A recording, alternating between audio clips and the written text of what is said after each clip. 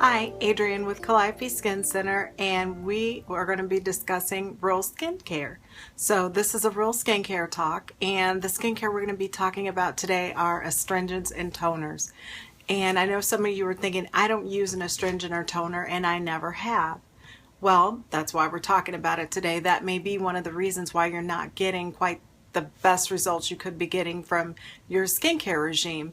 Astringents and toners are one of the most important steps in the skincare system, even though it's often skipped, and some skincare systems don't even include them with their regime.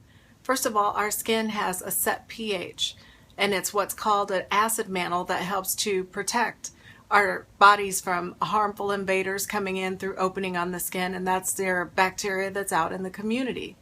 That acid mantle needs to be maintained at all times for the skin to be functioning at an optimum healthy level.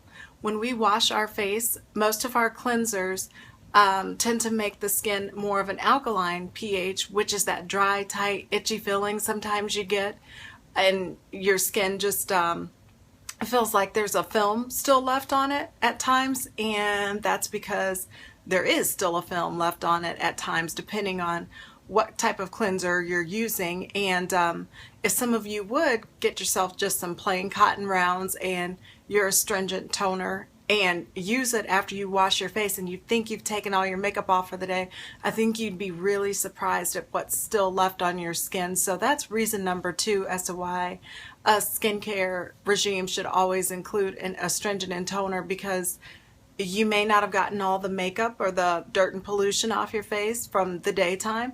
And also, your skin needs to be neutralized back to a normal pH so it doesn't have that dry, tight, itchy feeling.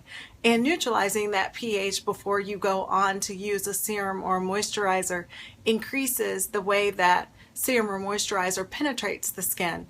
When you leave the pH in a more alkaline state, it is not ready to receive the products that you're trying to introduce to it, so the products get absorbed less, and that means they don't work quite as well. So even if you have a really nice moisturizer or serum, you're not getting the full benefit from that product if you're not neutralizing that pH and just getting the rest of the residues off of the face. And astringent toners really don't take that much time to use. I really personally, I like the ones that come in the spray bottles that you can just spray onto the cotton round. Those seem to be the ones that I prefer, but the ones that you squeeze on the cotton rounds are nice too. I don't use cotton balls because they always seem to be a pain in the butt trying to kind of dab it around. It just doesn't work as well as having a cotton round and being able to wipe that across sections of your face. But it really doesn't take that much longer to incorporate that into your skincare regime after you wash your face, and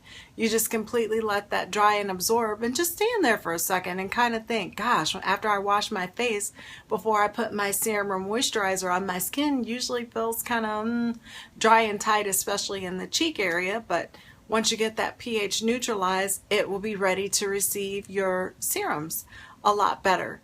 I hope this tip was helpful to you. There'll be upcoming videos on different types of astringents and toners and which one you may want to try for your particular skin type. Have a great day.